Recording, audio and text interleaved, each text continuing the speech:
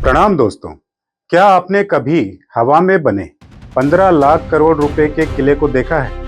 एक ऐसा तिलिस्मी किला जो देश के सबसे बड़े वित्तीय दिग्गजों को दिखाई नहीं दिया।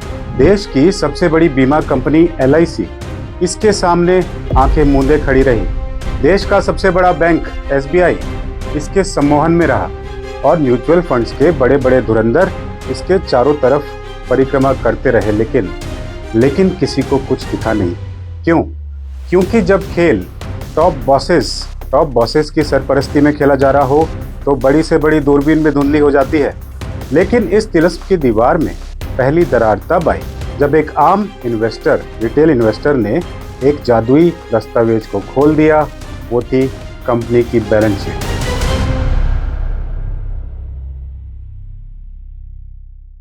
कहानी के पन्नों को पलटिए।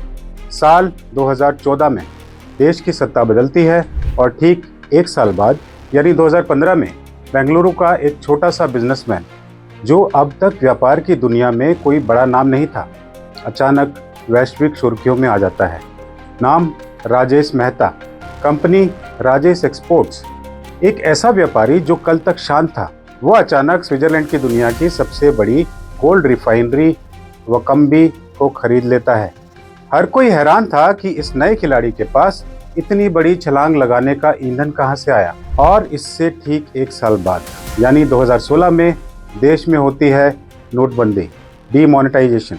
8 नवंबर 2016 की रात्रि को 12 बजे से वर्तमान में जारी 500 रुपए और 1000 रुपए के करेंसी नोट लीगल टेंडर नहीं रहेंगे। बाजार का सारा कैश गायब, लेकिन सोने की इस रिफाइनरी के रास्ते क्या गुल खिले, ये आज भी एक गहरा राज है जो शायद फ्यूचर में खुलेगा। अब समझिए उस जादू को जिसे कॉर्पोरेट की भाषा में फैंटम टर्नओवर कहते हैं, यानी झूठा कारोबार।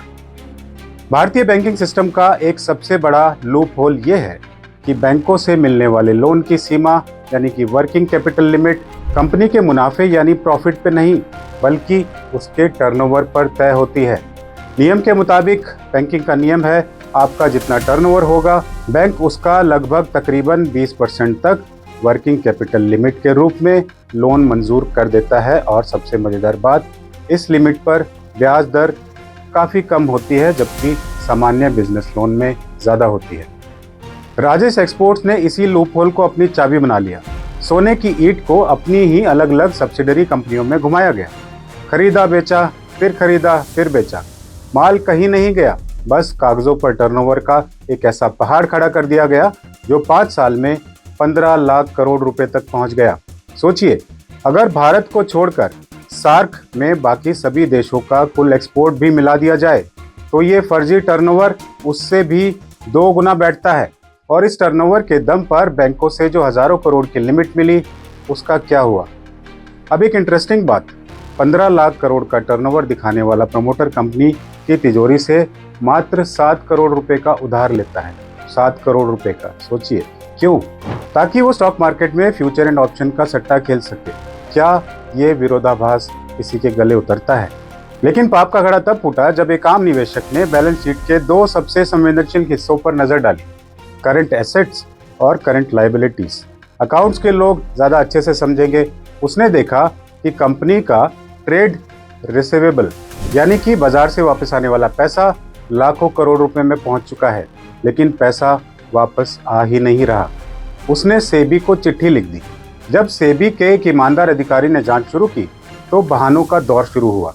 स्विस रिफाइनरी वकम्बी के डाटा पर कहा गया कि स्विट्जरलैंड के सख्त प्राइवेसी कानून आड़े आ रहे हैं, जबकि अंतर्राष्ट्रीय नियम इंटरनेशनल कानून ये कहता है कि पेरेंट कंपनी जिस देश की है उसे वहां के नियम मानने होंगे। अफ्रीका में खरीदी गई हजारों करोड़ की सोने की खदानें, गोल्ड माइंस, उसकी वैल्यूएशन रिपोर्ट मांगी गई तो बहाना मिला कि कागजों को दीमक खा गए।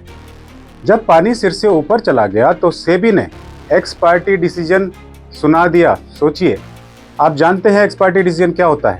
एक्स पार्टी डिसीजन ये होता है जब कोई नियामक संस्था जैसे सेबी या कोर्ट किसी आरोपी को बार बार समन या नोटिस भेजे और आरोपी जानबूझकर सामने ना आए या दस्तावेज ना सौंपे तो जांच एजेंसी आरोपी की अनुपस्थिति में एब्सेंस में ही उपलब्ध सबूतों के अनुसार एक तरफा फैसला सुना देती है। इसे ही एक्स पार्टी डिसीजन कहते हैं। जब इस पर हंगामा हुआ तो कंपनी ने इसे सिर्फ एक कम्युनिकेशन गैप बता दिया कि अफ्रीकी भाषा के दस्तावेज से भी समझ नहीं पाई। अब ये मामला देश के सबसे बड़ी फॉरेंसिक ऑडिटिंग संस्था NFRA यानी नेशनल फाइनेंशियल रिपोर्टिंग अथॉरिटी के पास है।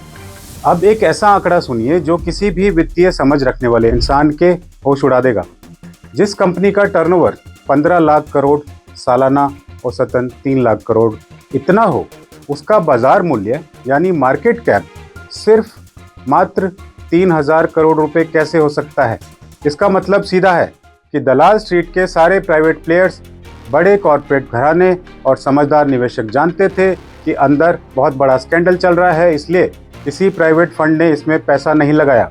किंतु परंतु सवाल तो देश के चौकीदारों पर है। LIC, जिसका इसमें लगभग 10% स्टेक रहा, और SBI के पास चार्टर्ड अकाउंटेंट्स और फाइनेंशियल एनालिस्ट की पूरी फौज है, फिर भी वो किसके इशारे पर इस डूबती नैया में जनता का पैसा लगा रहे थे? क्या बिना टॉप बॉस के आशीर्वाद के ये सहूलियत किसी आम व्यापारी को मिल सकती है?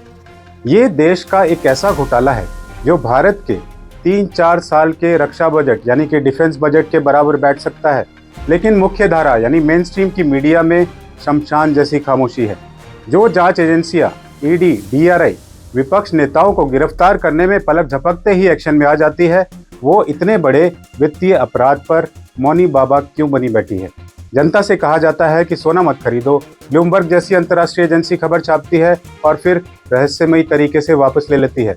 जतिन मेहता 8000 करोड़ का चूना लगाकर फरार होता है और देश के सबसे बड़े औद्योगिक विनोद अडानी के परिवार में वैवाहिक रिश्ते जुड़ते हैं। नीरव मोदी, मेहुल चोकसी की घर वापसी का वादा 11 साल बाद भी एक जुमला बनकर हवा में तैर रहा है।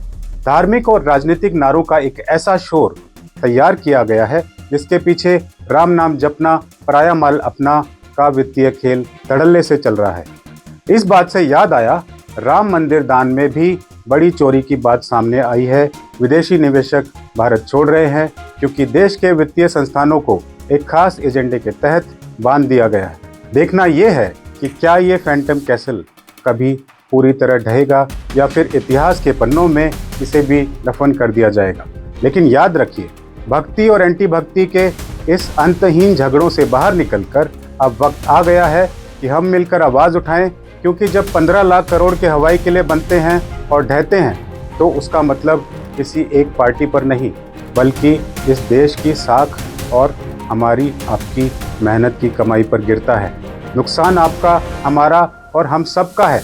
इसलिए जवाबदेही ज़रूरी है, चाहे सत्ता की कुर्सी पर बैठे ये हों या वो हों, क्योंकि अगर आज सवाल नहीं पूछे गए तो आने वाली नस्लें सिर्फ खाली तिजोरियां और फर्जी बैलेंस शीट की देखेंगी। वो लूटते रहे वतन को और हम खामोश बैठे रहे, भक्ति के झूठे चश्मों में हर तमाशा देखते रहे। अब ये और वो का खेल बंद होना चाहिए। लूट आपकी जेब की है तो सवाल भी आपका होना चाहिए। प्रणाम।